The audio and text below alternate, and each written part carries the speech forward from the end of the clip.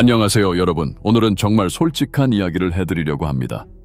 부동산 시장을 바라보는 두 가지 시각이 있어요. 정부가 강력하게 나서면 집값이 잡힐 거야 라는 희망적 관측과 아무리 해봐도 결국 오를 수밖에 없어 라는 현실적 분석 말이죠. 저는 오늘 감정을 배제하고 순전히 숫자와 팩트만으로 이야기해보려고 해요. 특히 최근 몇 년간 우리가 겪은 일들을 생각해보세요.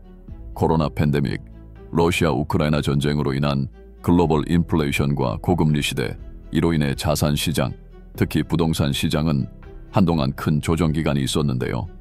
그런데 정말 궁금한 건 이런 엄청난 악재들 속에서도 왜 부동산이 장기적인 관점에서 보면 항상 우상향했던 걸 아시나요?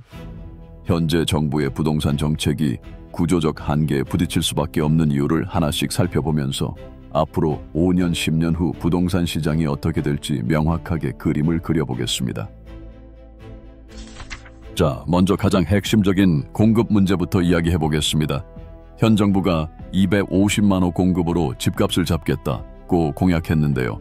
이게 얼마나 비현실적인 숫자인지 아시나요?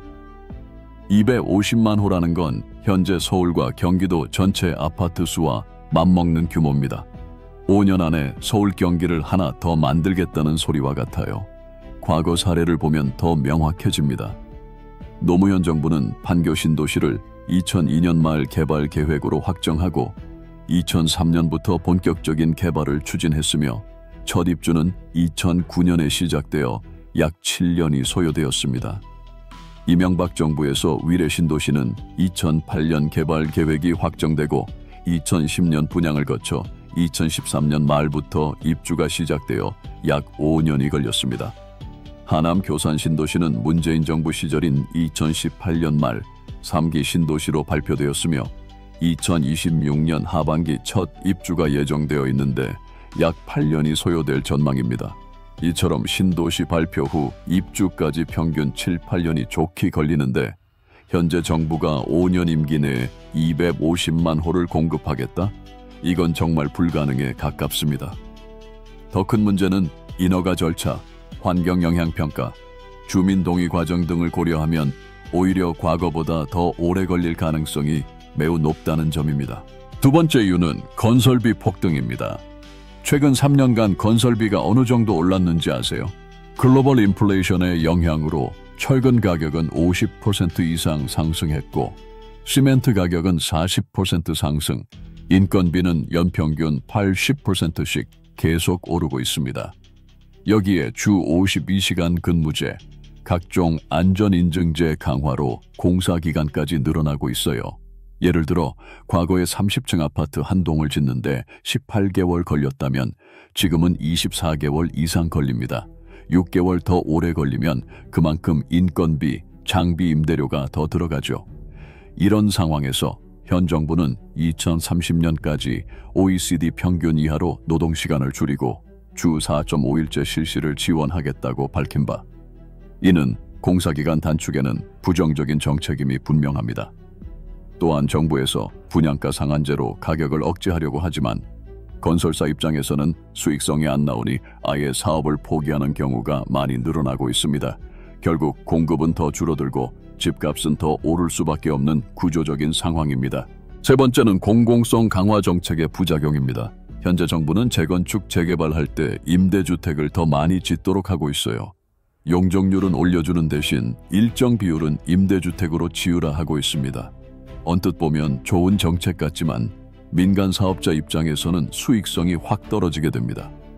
예를 들어 강남 A단지 재건축 사업의 경우를 보면 기존 계획은 전체 1000세대를 모두 일반 분양으로 하려던 걸 새로운 계획에서는 전체 1200세대 중 일반 분양 800세대, 임대 400세대로 바뀌었어요. 일반 분양 세대는 오히려 줄어드는 거죠. 즉 공급이 오히려 감소하는 정책이라 이런 식으로는 공급 확대 효과가 전혀 없습니다. 과거 노무현 정부 때도 공공임대주택을 대거 공급했지만 집값 안정에는 실패했습니다. 왜 그럴까요? 임대주택은 분양시장과 별개의 시장이기 때문이에요. 임대주택이 아무리 많아져도 내 집을 사고 싶어 하는 사람들의 수요는 줄어들지 않거든요. 돈만 있으면 누구라도 안정적인 내 집에서 살고 싶은 게 인간의 기본적인 욕망입니다. 네 번째는 재정 부담 문제입니다.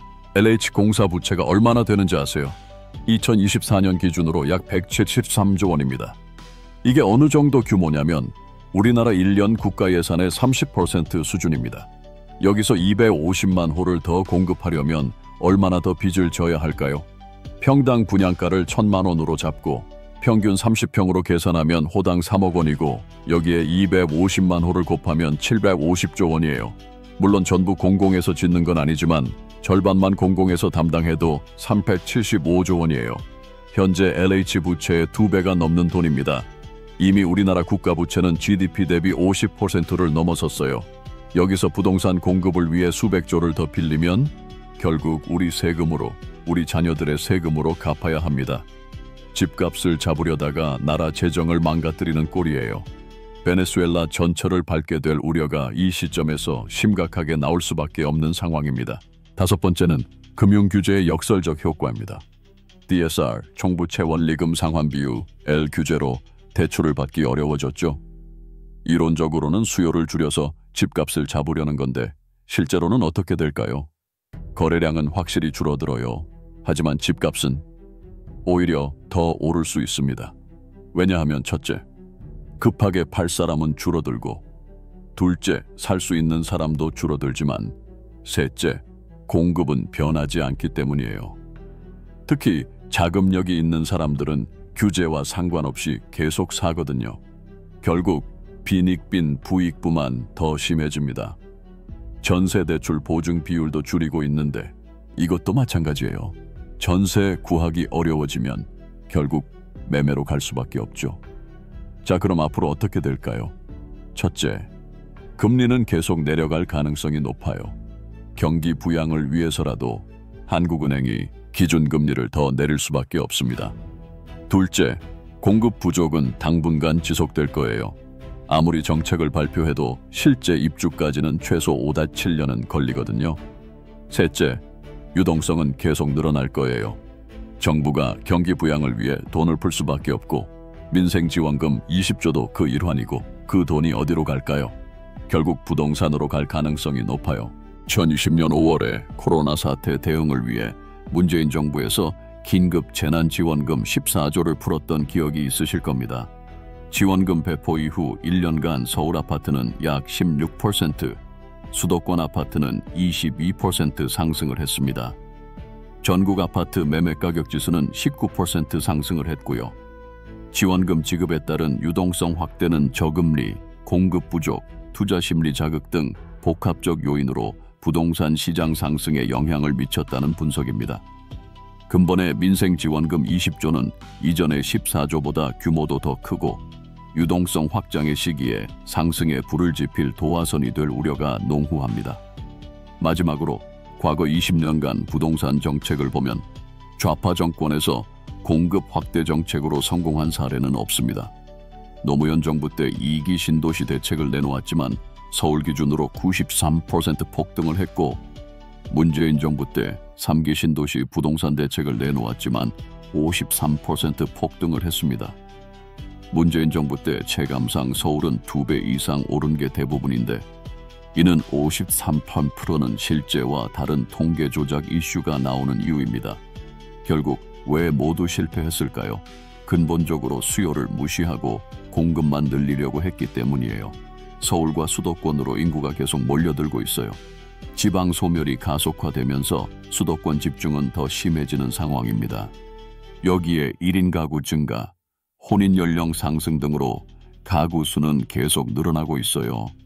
수요는 늘어나는데 공급은 부족하면 답은 뻔하죠.